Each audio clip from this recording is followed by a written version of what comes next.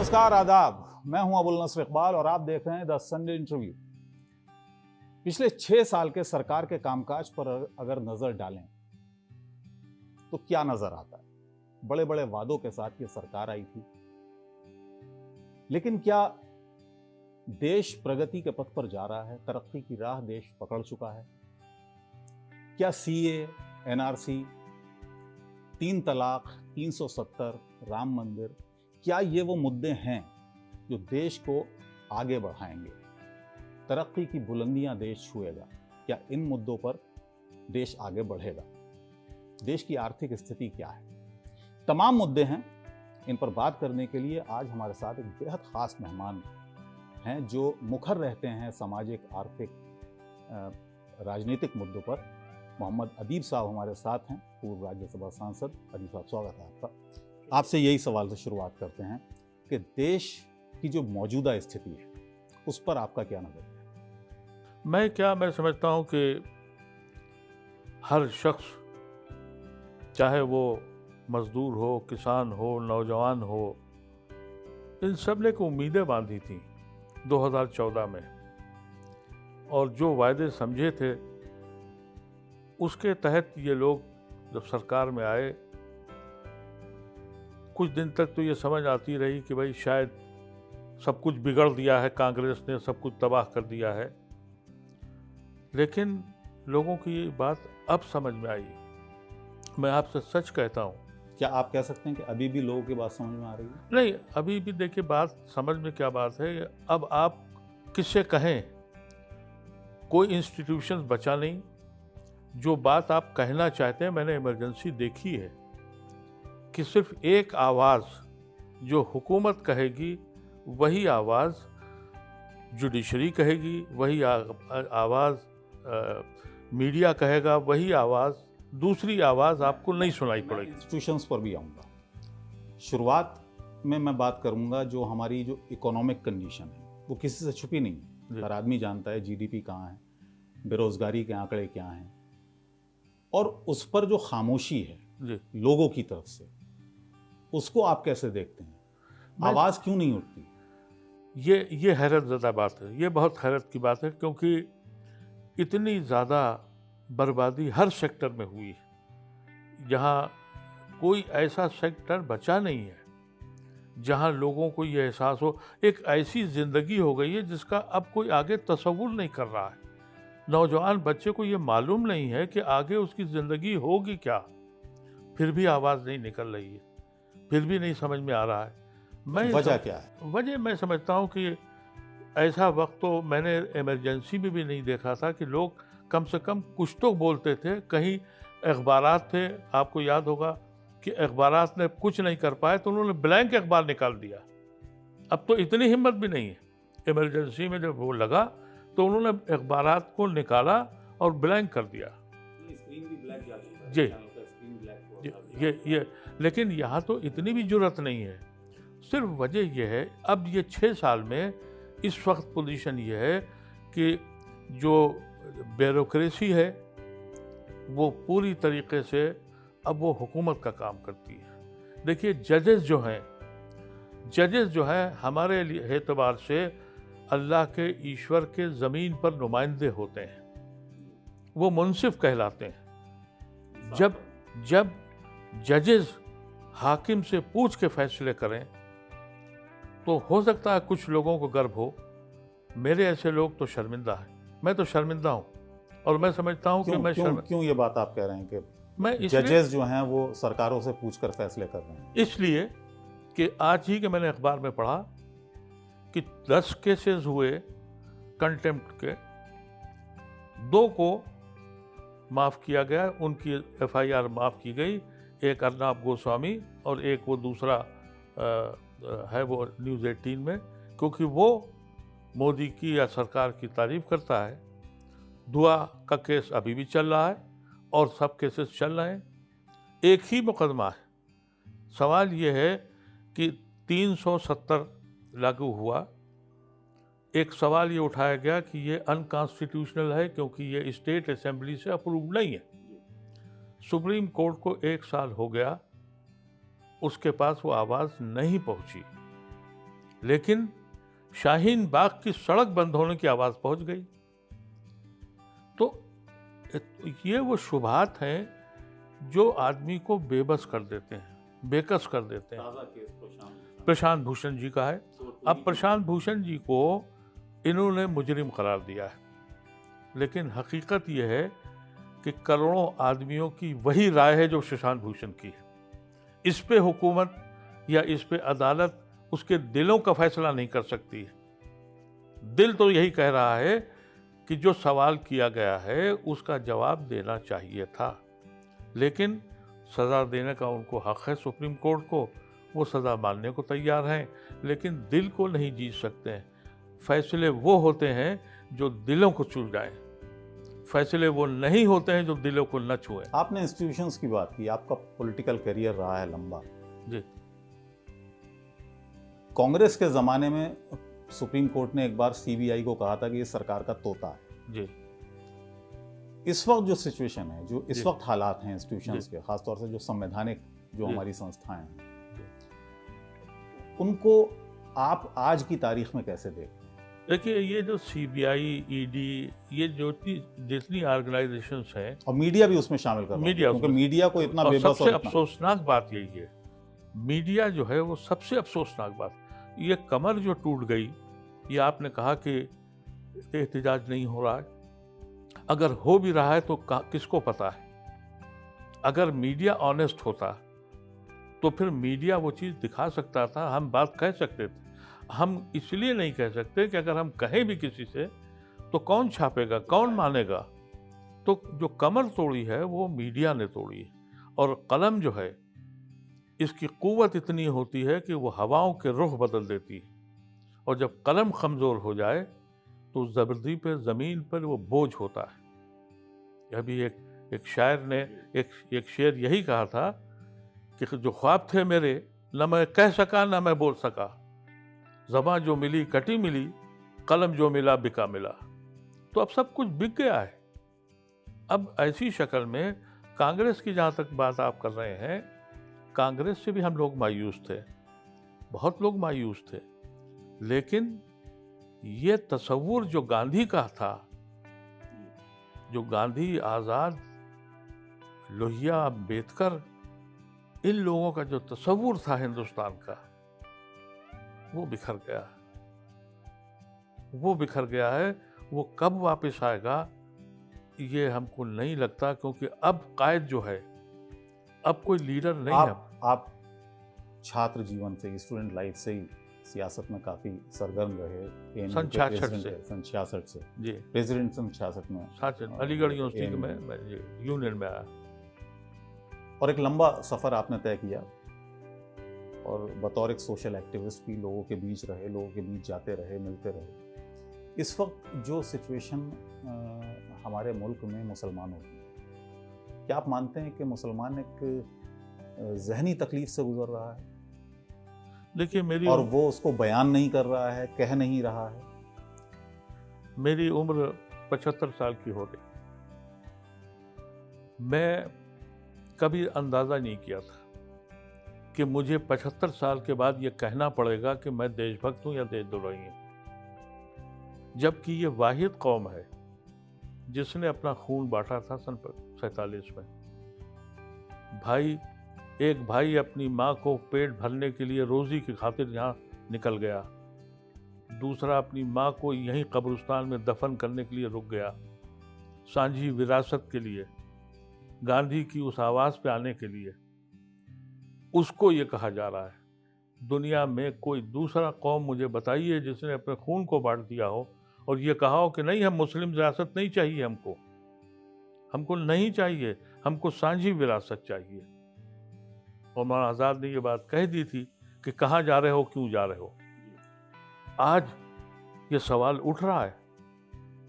अभी मैंने कल फारूक साहब को टीवी पे सुना, देश प्रेम की परिभाषा बदल गई, आप कह रहे हैं। भाई, वो लोग जिन्होंने सन 47 में मुखालफत करी थी, अंग्रेज़ों का साथ दिया था, जिन्होंने झंडे को माना नहीं था, जिन्होंने कॉन्स्टिट्यूशन के खिलाफ आवाज़ उठाई थी, वो हमसे पूछते हैं कि तुम बताओ तुम देशभक्त हो या नहीं। मीडिया खामोश है, अदालतें चुप हैं, पुलिस इंतज़ामिया ये जो है इसने ये भूल चुके हैं कि ये इन्होंने किस चीज़ की ओथ ली। वजह क्या है अदीब भाई, ये बताइएगा। वजह ये जो एक टारगेट किया जाता है सरकारें बदलने के बाद, और ख़ास तौर से इस गवर्नमेंट में, जी देखिए वजह क्या है, वजह सिर्फ एक है, आइडियोलॉजी अब ख़त्म हो जाए। किसी पार्टी के पास कोई आइडियोलॉजी नहीं है, सिर्फ एक पार्टी है, वो है आरएसएस की पार्टी, जो यानी बीजेपी, जिसके जहन में एक बात है कि हम हिंदू राष्ट्र बनाएंगे। आप देख लीजिए कि जितनी पार्टियां हैं, कॉन्स्टिट्यूशन किसके लिए बना था। मैं आपको सन 67 का वाक़या बताता हूँ। वो कहेंगे नहीं देखिए, सन 67 का एक वाक़या बताता हूँ कि सीबी गुप्ता की सरकार थी उत्तर प्रदेश में, उनके होम मिनिस्टर थे चौधरी चरण सिंह। 18 एमएलए लेके उन्होंने इस्तीफा दिया, कहा मुझे अपने चीफ मिनिस्टर पे एतबार नहीं है। असेंबली के अंदर एब्सोल्यूट मेजॉरिटी थी गुप्ता जी की, उसी वक्त उन्होंने इस्तीफा दे दिया। लोगों ने कहा भाई सरकार तो आपकी महफूज है।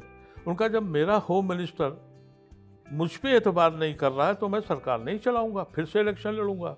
वो इलेक्शन लड़े और हार गए, चौधरी चरण सिंह की मिलीजुली सरकार बन गई। ये कॉन्स्टिट्यूशन उनके लिए लिखा गया था, ये इन नेताओं के लिए नहीं लिखा गया था कि ये पोस्ट नहीं तो वो पोस्ट नहीं तो गाड़ियों में बैठ के यहाँ चले जाओ, वहाँ खरीदारी हो जानवरों की तरह। जब ये लीडरशिप आ जाए तो फिर आप मुल्क को कैसे बचा सकते हैं। एक वो पार्टी है। इसको आप कैसे, किस नजरिए से देखते हैं? क्या विपक्ष की कमजोरी, विपक्ष भी खामोश? विपक्ष में देखिए सवाल, विपक्ष इतना कमजोर और इतना खामोश उस वक्त भी नहीं था जब राजीव गांधी 400 से ज्यादा सीटें लेकर आए। बिल्कुल बिल्कुल सही आपने कहा। देखिए असल में जब लीडरशिप सिर्फ इख्तिदार चाहे, आइडियोलॉजी छोड़ दे। आइडियोलॉजी के कुछ लोग हैं, कम्युनिस्ट पार्टी है, कोई पूछ भी नहीं रहा है, लेकिन वो अपनी आइडियोलॉजी पे है। लालू प्रसाद यादव जेल में मर रहे हैं और मुझे मालूम है क्यों मर रहे हैं। कई फीलर्स गए उनके पास, मुझे उनके घर वालों ने बताया कि भाई ये कर दो बाहर आ जाओगे, नहीं तो 2-4 लाख रुपए के लिए वो बंद है। आइडियोलॉजी के लोग बचे कितने? अब आइडियोलॉजी नाम की कोई चीज़ नहीं है। मुझसे लोग पूछते हैं कि आप कौन हैं, मैं कहा कांग्रेसी हूँ, कांग्रेस पार्टी में नहीं हूँ। आइडियोलॉजी एक अलग चीज़ है। हमने गांधी, नेहरू, आज़ाद को अपनाया था, जो सांझी विरासत किसने ख्वाब देखा था। ये जो इस वक्त मुल्क के हालात हैं, आप यकीन करें कि जो हमारे दुश्मन मुल्क हैं वो ये चाहते हैं कि ये सरकार अभी और चले, और इसलिए चले कि ये मुल्क और नीचे जाए। जो हमने 60-65 साल में कमाया था वो सब गंवा दिया। इंडस्ट्री कहाँ चली गई, जैसा आपने, हर चीज़ ख़त्म हो गई है। और अगर जो हमारे दुश्मन मुल्क हैं वो हमसे यही चाहेंगे कि यही सरकार रहे। और ये आप देखिएगा कई कोशिशें की इन लोगों ने। आपको याद होगा कि कर्नाटका में जब सरकार बनी सारे अपोजिशन वाले खड़े हो गए, फिर देखा कि मोदी की सरकार कमज़ोर हो रही है। Every second person became the chief minister, prime minister candidate. मैंने भी एक सवाल आपसे किया था जी कि मुसलमान जो हैं वो क्या जहनी तौर पर थोड़ा परेशान हैं, उसकी वजह थी वो मैं आप इसी देखिए मुसलमान, सवाल में जोड़ देता हूँ। जी सुप्रीम कोर्ट के फैसले के बाद अयोध्या में राम मंदिर का रास्ता साफ हो गया, भूमि पूजन भी हो गया, प्रधानमंत्री खुद वहाँ पर पहुँचे।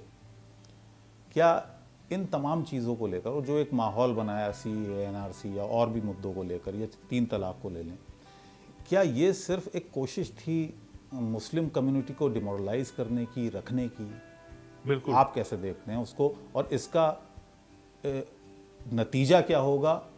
देखिए 2014 में मोदी साहब बड़े वादे लेके आए थे जनरल पब्लिक के लिए, लेकिन एक इनर जो उनका जो सपोर्ट था, बेस सपोर्ट 25% जो आरएसएस का सपोर्ट है, वो उनकी 2002 की बैकग्राउंड थी, और वो बैकग्राउंड उनके साथ लगी हुई थी। प्लस वो लोग जो एक्सपेक्टेशंस कर रहे थे वो भी उनके साथ जुड़ गए थे।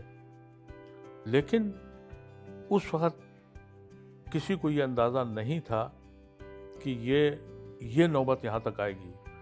जितने मुसलमान इस मुल्क में हैं उन सबको मालूम है कि ये किस आइडियोलॉजी के आदमी हैं। लेकिन सबसे बड़ा परेशानी ये आ गई कि जब वो जीते तो उनका ये कहना था कि माइनस मुसलमान हम इस मुल्क के हाकिम होंगे। वो हुए।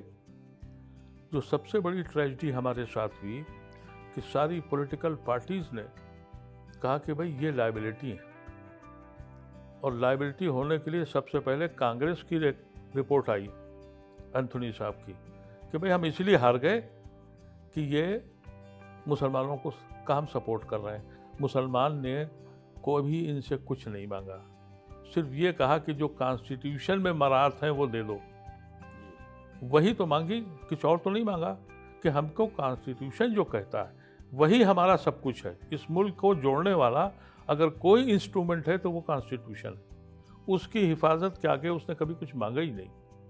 लेकिन ये डर गए। इन्होंने सच्चर कमेटी बनाई थी। सच्चर कमेटी की रिपोर्ट थी मुसलमानों के लिए, और जब इम्प्लीमेंटेशन हुआ तो माइनॉरिटी का कह दिया गया। खौफ खा गए कि भाई अगर सिर्फ मुसलमानों का नाम लिया, माइनॉरिटी में तो सिख भी हैं, माइनॉरिटी में तो पारसी भी हैं, तो माइनॉरिटी में तो दूसरी कम्युनिटीज़ भी हैं। लेकिन कांग्रेस डर गई। उसको डर लगा कि क्योंकि इन्होंने बवाल खड़ा कर दिया। मनमोहन सिंह ने कहा कि भाई जो ज़्यादा बड़ा शेयर है वो मुसलमानों को मिलना चाहिए। माइनॉरिटी की टोटल कॉम्प्लेक्स अगर आप जोड़ लीजिए तो 82% मुसलमान हैं।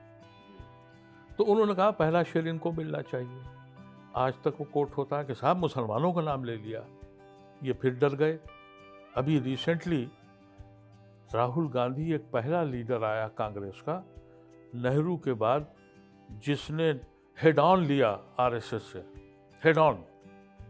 हम लोग बड़े खुश हुए। मैंने मज़ामीन भी लिखे, हिमायत भी की। लेकिन जब वो राजस्थान मध्य प्रदेश इलेक्शन लड़ने जाने लगे तो कांग्रेस ने कहा कि ये जनेऊधारी ब्राह्मण हैं, शिव भक्त हैं, यानी उन्हीं के पाले में चले गए। अब आप किससे कहेंगे जब कांग्रेस ये सिचुएशन डराती है आप? अब देखिए, अब हम क्या करें। अब आपने कहा ना मुसलमान क्या करें, मुसलमान किसके पास जाए? मुसलमान ने तो देखिए हमारे उत्तर प्रदेश में, आपका भी शायद ताल्लुक यूपी से, हमारा भी। आज़ादी के बाद सबसे बड़ा मुस्लिम लीडर अगर कोई पैदा हुआ वो डॉक्टर फरीदी थे। मैं उनसे बहुत करीब था। 1.5% वोट मिला उनको। मुसलमान ने कभी मुसलमान पार्टी को वोट ही नहीं दिया। नेहरू का झंडा उठाया, इंदिरा जी का झंडा उठाया, बहुत सारी मुस्लिम पार्टियां बनी लेकिन किसी कामयाब नहीं को हो पाई। मुसलमान ने वोट नहीं दिया। और उसने हमेशा गांधी को ढूंढा। हम आज भी गांधी को ढूंढ रहे हैं। कोई गांधी तो मिले, और जब तक कोई गांधी नहीं मिलेगा ये देश नहीं बचेगा।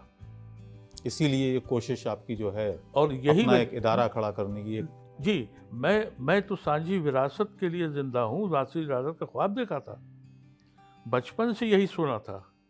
हम गांव देहात के रहने वाले लोग थे। लेकिन सर ये बताइए, मौजूदा सिचुएशन में बहुत कम वसाइल के साथ इतने बड़े बड़े जो ग्रुप्स हैं मीडिया के, उनसे मुकाबला करना आसान काम नहीं है। ये वो कैसे करेंगे आप? ये सोच की बात है। देखिए, दौलतमंद आदमी जो है वो सरकार के ईडी फलाने और सीबीआई और सबसे घिरा हुआ है, और ये हुकूमत हर फाउल खेल खेलती है, वो इस्तेमाल करती है। वो तो डरा हुआ है। कुछ लोग ऐसे हैं जिनको दौलत कमाने का जुनून पैदा हो गया है। मेरे ऐसे मामूली लोग, आम इंसान, किसान, मजदूर, उसकी आवाज़ कैसे उठाई जाए, कैसे उठे? एक शुरुआत की जाए, एक आवाज़ उठाने की हिम्मत की जाए। अगर हौसला ख़त्म हो गया, गांधी की मुकाबला तो अंग्रेज़ों से था जिनका सूरज नहीं डूबता था। एक धोती पहन के चल दिया वो आदमी। कोई उसकी लाठी लेके भाग गया, कोई उसका चश्मा लेके भाग गया, किसी ने उसकी धोती का इस्तेमाल कर लिया, किसी ने उसकी आइडियोलॉजी को इस्तेमाल नहीं किया। हिंदुस्तान अगर बचना है तो गांधी की आइडियोलॉजी को लेना पड़ेगा।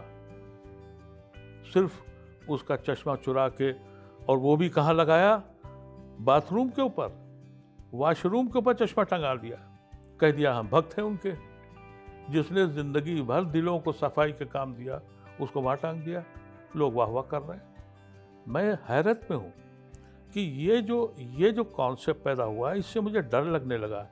एक बात हुई थी कि जब मैं सन 2014 का इलेक्शन हो रहा था, तो मेरे बच्चों के दोस्त पढ़ते थे, वो आए कि अंकल, तो मैंने कहा कि भाई मैं ठीक है कांग्रेस से नाराज़ हूँ, लेकिन ये डेंजरस आदमी है।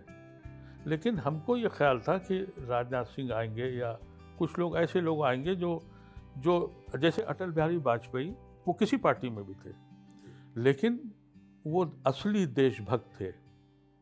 जो आदमी अगर सच्चा देशभक्त है तो वो किसी पे जुल्म नहीं करेगा, वो कभी गैर इस्तेमाल नहीं करेगा। उसको किसी के आंसुओं का दर्द होगा। कश्मीर में जो हो रहा है, जो कैफियत है, दुनिया चीख पड़ी, कहते हम कामयाब हो गए। तुम कामयाब हो गए हो तो वहां से फौज हटाओ, वहां से अदालत में अपील करो कि साहब मुकदमा सुन लीजिए। अदालत जब ये सुनेगी तो अब मैं समझता ये हूँ कि एक ये जो फोर्स इन्होंने डेवलप की है नफ़रत की, ये नफ़रत से आप जीत सकते हैं, लेकिन कॉम्प्लेक्स से नहीं जीत सकते। एक कॉम्प्लेक्स पैदा कर दिया है। उनको अकबर रोड से चिढ़ हो गई। उनको ये यकीन कैसे दिलाएंगे कि तमाम जो हम जिस पर बात कर रहे हैं, आपने मीडिया का भी जिक्र किया, आपने और इंस्टीट्यूशंस का भी जिक्र किया, फ्रीडम एक्सप्रेस लोगों के साथ जुड़ेगा, लोगों के बीच जाएगा, लोगों को दिखाएगा, उनकी परेशानियां दिखाएगा, इस बात को कैसे इंश्योर करेंगे? देखिए, मैं जिस तरह का मुझे रिस्पांस मिला, हमने और त्रिपाठी साहब ने ये सोचा कि हम आम लोगों के बीच में जाएंगे, छोटी आवाज़ सही, और बगैर सरो सामान के निकले। रेस्पॉन्स मिल रहा है आपको? लोग रिस्पांस ऐसा है कि मुझे जीने की आरज़ू पैदा हो गई। अब ऐसे माहौल में जीना भी नहीं चाहता था। ये ज़िंदगी ज़ाया गई थी, ये एहसास हो कि ज़िंदगी यहाँ से जा रहा था दुनिया से। अब जीने की आरज़ू है। अब दिल चाहता है कुछ ज़िंदगी और मिल जाए। जिस तरीके के गरीब किसानों ने, मुझे एक साहब ने फ़ोन किया कि साहब जयपुर से मैं ठेला लगाता हूँ, 400-500 रुपये पाता हूँ, कमाता हूँ रोज़, 100 रुपये महीना आपको दूंगा जब तक जिंदा हूँ। बताइए ये आवाज़ कहाँ की है? ये आवाज़ के लिए छोटा ही प्लेटफॉर्म सही, सोशल मीडिया पे सही, हो सकता है कि हमको जनरल उस पर आने में टाइम लगे, लेकिन किसी ने मायूसी की बात नहीं की है। हर शख्स ये कहता है कि कोई एक रबान तो निकले। देखिए, निकलने वाले निकले, लेकिन कोई प्लेटफॉर्म तो नहीं है। ये जो कुछ अभी लड़ाई लड़ रहे हैं वो सिर्फ सोशल मीडिया की प्लेटफॉर्म लड़ रहा है, और अब ये उस पर भी कोई पाबंदी आने वाली होगी, ज़रूर आएगी। लेकिन ये जो मेन मीडिया है, चाहे इलेक्ट्रॉनिक हो चाहे प्रिंट मीडिया हो, इनसे आप तवक्को न कीजिए, क्योंकि ये अखबारात क्यों निकले या ये मीडिया क्यों चलाए जाते हैं? दौलत कमाने के लिए। यानी गांधी ने हरिजन चलाया था अखबार, एक तहरीक थी, पैसा कमाने के लिए नहीं। मौलाना आज़ाद ने अल हिलाल अल बिलाग चलाया था, एक तहरीक थी। यही वजह है कि टेलीविजन पे, आज के टेलीविजन पे हमने और त्रिपाठी साहब ने यही फैसला किया कि उसकी रोशनी में हम, ये कोई इवेंट नहीं है। मैं सबसे कहता भी हूँ अपने दोस्तों से कि अगर आप मुझे पैसे भेज रहे हैं, इसको इवेंट समझ के मत भेजिएगा, इसको मूवमेंट के लिए सोचिएगा। ये एक मूवमेंट होगा जहाँ से हम अपनी बात कहने की हम में हिम्मत हो, हौसला हो। मैं वो भी कहता हूँ कि जो लोग अभी भी डरते हैं वो हमारे साथ नहीं आएंगे, लेकिन बहुत बड़ी तादाद, मेरी कम्युनिटी की नहीं कर रहा हूँ मैं सारी कम्युनिटीज़ की, हर सेक्शन ऑफ सोसाइटी की, चाहे वो किसान हो, चाहे वो नौजवान हो, चाहे वो स्टूडेंट हो, चाहे वो कारोबारी हो, उस सबको जोड़ना चाहिए इसमें। अगर कोई ज़बान से मदद कर सकता है ज़बान से करे, लिखित में कर सकता है लिखित में करे, पैसे से कर सकता है तो पैसे से करे, लेकिन एक मीडिया, एक प्लेटफॉर्म खड़ा हो और फिर हम देखें एक ताजिर, बड़ा ताजिर एक रात में 18 चैनल तो खरीद सकता है। हो सकता है कि हमें 18 महीने लग जाएं एक छोटा चैनल बनाने के लिए, लेकिन बनाने की हिम्मत तो करनी चाहिए। वो हिम्मत हमने की और हम समझते ये हैं कि हमारे तसव्वुर में भी नहीं था कि ऐसा वक्त आएगा कि लोग ये कह पड़ेंगे कि जो आप सोच रहे हैं वो हम भी सोच रहे हैं। और यही नतीजा है कि across all section of societies मैं समझता हूँ कि इनसे पॉलिटिकल पार्टी से उम्मीद रखना मेरे हिसाब से गलत है, जब तक कि वो अपनी आइडियोलॉजी पे नहीं आते। देखिए, हम जयप्रकाश नारायण के मूवमेंट में थे, एक इनकलाबी कैफियत थी वो, लेकिन वो अल्टीमेटली बिरादरी में बदल गई। अब कौन किस बिरादरी का है वो रिप्रेजेंट करेगा। केजरीवाल साहब एक खाका लेके आए थे, मैं तो उनके मुखालिफ था, जबकि उनके साथ जो लोग जुड़े थे वो एक शेख हीरा जमात। इन्होंने मुझसे कहा कि आप ज्वाइन कर लीजिए, आप इंडिपेंडेंट एमपी हैं। मुझे बहुत घेरा। उस वक्त भी मैंने ये कहा था, उसमें से मैं नाम नहीं लूँगा, आपकी प्रोफेशन के भी कुछ लोग थे। उन्होंने मुझसे कहा कि ज्वाइन करो।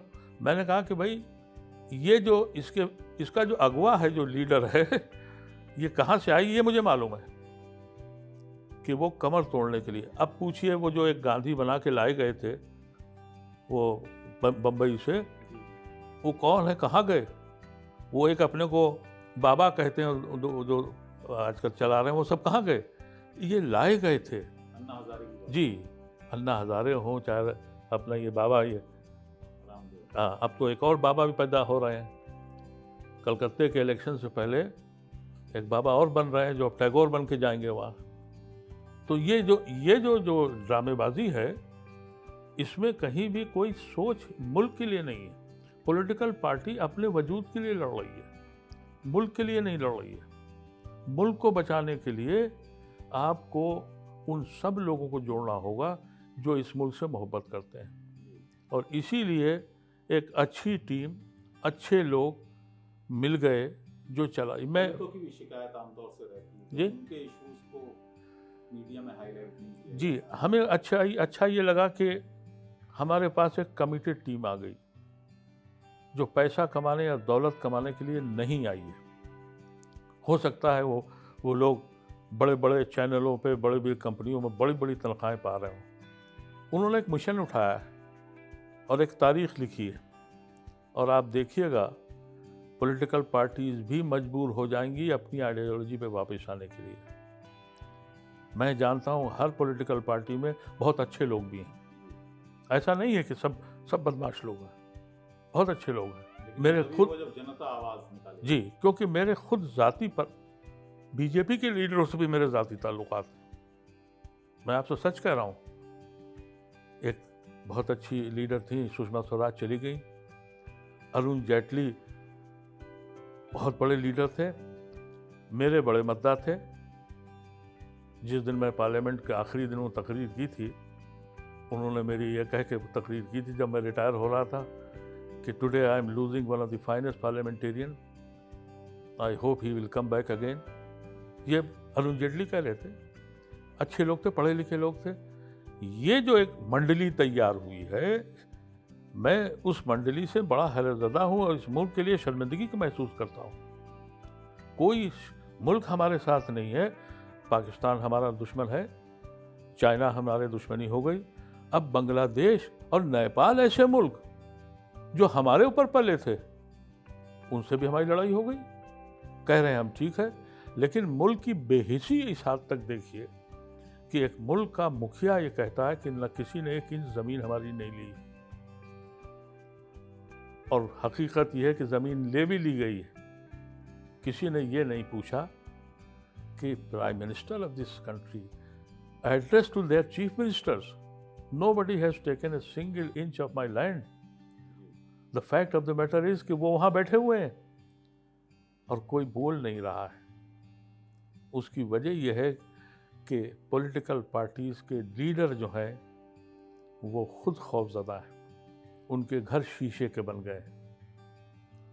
मैं कोई बड़ी बात नहीं कहता हूँ, इनका जो मेन टारगेट है वो ये है कि किसी भी सूरत से कांग्रेस पार्टी को ख़त्म करो। इसीलिए क्योंकि आज भी सिर्फ कांग्रेस के एक राहुल गांधी बोल रहा है बराबर, अब उसको ब्रांडेड कर दिया इन्होंने कि भाई पप्पू है। ठीक है, पप्पू है या कुछ भी है, वो सवाल पूछ रहा है, आप जवाब दे दीजिए। कहते हैं ना, मैं जानता हूँ, मेरा ताल्लुक एक ज़माने में बहुत करीबी रहा सोनिया जी से। One of the finest leader I found at present time. उसका क्या हशर किया, यानी कमला हारिस, उसकी माँ हिंदुस्तान छोड़ के चली गई थी और वो गयाना के अफ्रीकनों से उनकी शादी हुई। उसके लिए इस कदर बेचैनी हिंदुस्तान में फैल गई कि साहब वो इंडियन ओरिजिन की है। एक वो औरत जो अपना मुल्क छोड़ के आई, अपने खाविंद के लिए अपना मज़हब छोड़ा, अपना कल्चर छोड़ा, अपने खाविंद को हवा में उड़ते हुए देखा, अपनी सास माँ ऐसी सास को अपनी गोदों में सांस तोड़ते देखा, अपने बच्चों को लेकर कहीं भी जा सकती थी। उसने कहा कि नहीं, मैं अपने खाविंद और अपनी सास की आरज़ू पूरी करूंगी, इस मुल्क की खिदमत करूंगी। कह दिया अगर ये बन गई तो सर मुंडा लेंगे, हंगामा कर देंगे, उसको डिफेंसिव कर दिया। ये समझने की बात है। लेकिन मुश्किल ये कि आज का बच्चा जो है, हम लोग जब पढ़ते थे तो हम लोग सब कुछ सुनते थे और बड़े लीडर, हम खुशनसीब ये हैं कि हमारी सोहबत उस वक्त के लीडरों से थी जिन्होंने आज़ादी की लड़ाई लड़ी थी। हम लोगों ने वो पैगाम नौजवान बच्चों को नहीं दिया। हमने हिस्ट्री को छोड़ दिया, तारीख पढ़ना बंद कर दी।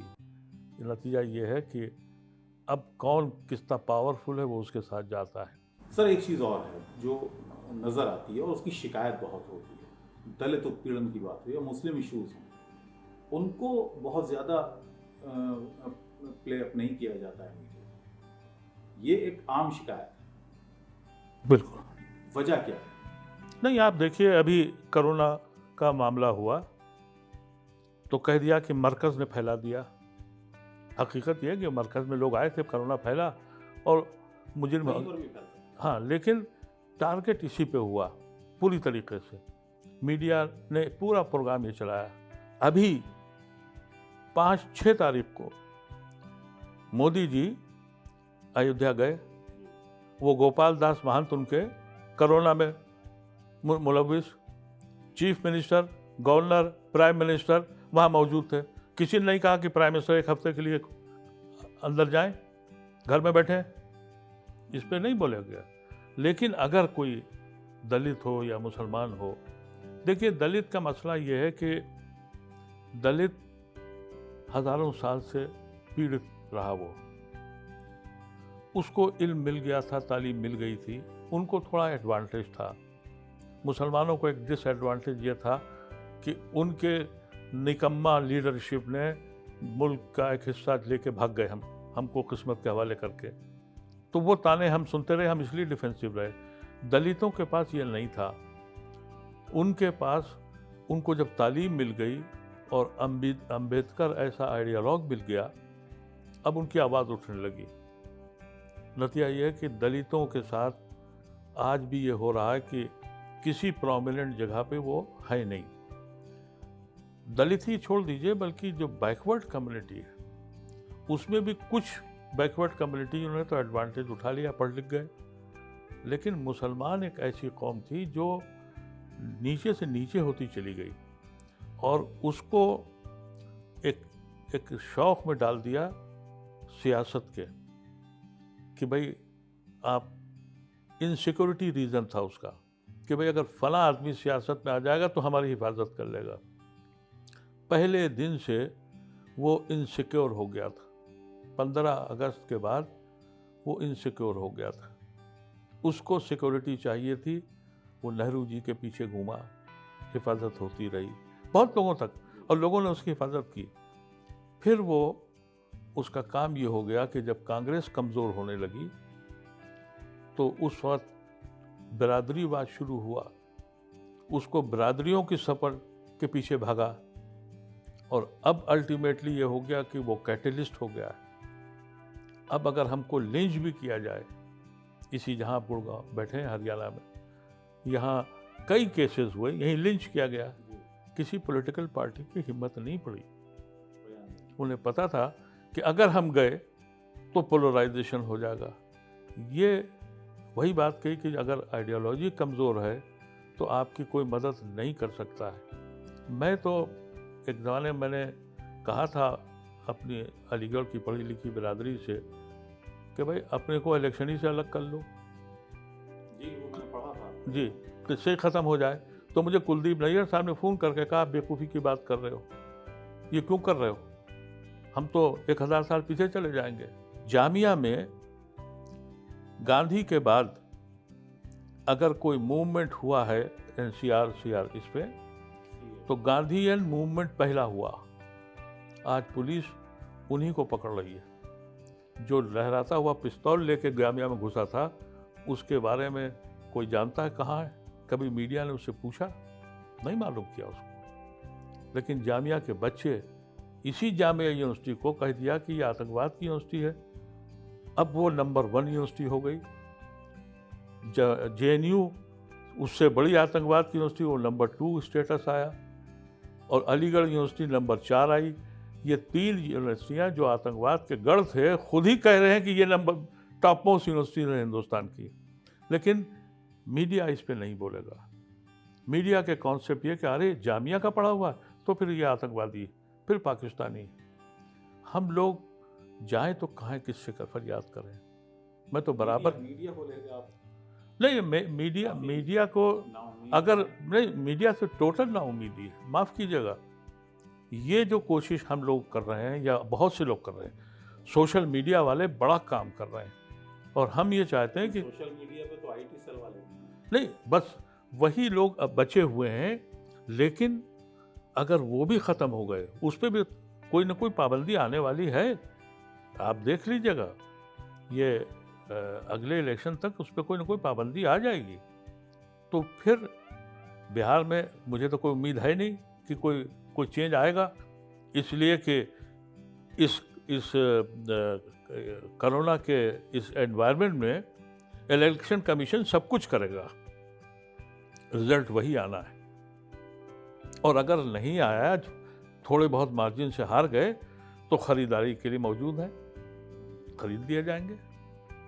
तो ये जमहूरी, इससे कुछ और नहीं हो रहा है। ये मुल्क रोज डूब रहा है, ये मुल्क रोज तबाह हो रहा है। अच्छा, ये मैं एक बार फिर जो हम बातचीत कर रहे हैं सुप्रीम कोर्ट जी। की बात कर रहे हैं, प्रशांत भूषण के केस में जो फैसला आया, तो क्या आपको लगता है कि इससे डर पैदा करने में कामयाब होगी सरकार या सुप्रीम कोर्ट? मैं समझता हूँ सरकार की मैं समझता हूँ कि सुप्रीम कोर्ट को तो मैं पूरा नहीं कहता, जिस बेंच ने ये फैसला किया है उनको शायद गलतफहमी होगी। हो सकता है कानूनी एतबार से सही फैसला किया हो, लेकिन उनको अपना तज्जिया करना पड़ेगा। उन्होंने टाइम दिया है हालांकि प्रशांत भूषण को दिया है। हो सकता है कि वो अपना भी तज्जिया कर रहे हों, इसलिए कि उन्हें ये मालूम है कि प्रशांत भूषण एक नया हीरो इस मुल्क में खड़ा हो गया है, जिसने ये हिम्मत दिखा दी। हम सब लोग दिल से वही कह रहे हैं जो प्रशांत भूषण कह रहे हैं। हम कह नहीं सकते, हम में दम नहीं है।